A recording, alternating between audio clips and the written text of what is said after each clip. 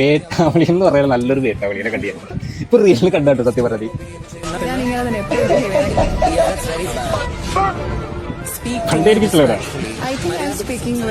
അതായത് മറ്റേ വിഷയമില്ല, ആദില, നൂറ, ലാലേട്ടൻ, ലക്ഷ്മി അവരുടെ വിഷയത്തിൽ ഇത് പുറത്തുനിന്ന് കണ്ടിട്ട് ഗസ്റ്റ് ആയിട്ട് അകത്ത് പോയപ്പോൾ അത് റിവെഞ്ച് ചെയ്യുമ്പോൾ ഇത് അടിച്ചണ്ണായി കൊടുത്താൽ വിടും. അടിച്ചണ്ണായി കൊടുത്താൽ അവൻ്റെ കണ്ണ് തള്ളി പുറത്തുനിന്ന് അവസ്ഥയാണ് അവൻ്റെ ആ ഒരു അവസ്ഥ. സത്യം പറയാനല്ല, ഈ ആദില നൂറേനെ ഈ ആൾക്കാർ ഇജാതി സപ്പോർട്ട് ചെയ്യണത് എനിക്ക് മനസ്സിലാവും. ഇവരെ ആശയുണ്ട്, ജാസിയുണ്ട്, ഇവരെ സപ്പോർട്ട് ചെയ്യണം. ഇവരെ ലാഭമില്ലാണ്ട് സോഷ്യൽ മീഡിയയിൽ അലക്കാണ്, അടിച്ച് ഉറക്കാണ് അവർ ഉറക്കണേ. ഇവരെ അങ്ങനെ സപ്പോർട്ട് ചെയ്യും. അത് പെണ്ണായതുകൊണ്ടാണ്, അത് ലേശം സൗന്ദര്യം കൂടുതലുള്ളതുകൊണ്ടാണ്.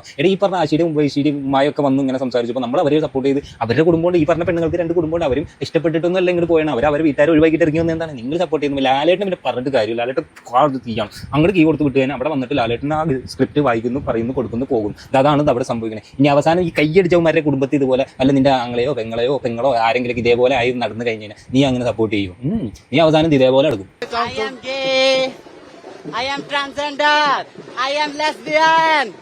കാണാൻ നല്ല ജയിലായിരിക്കും ഇതുപോലെ എടുത്തേരാ.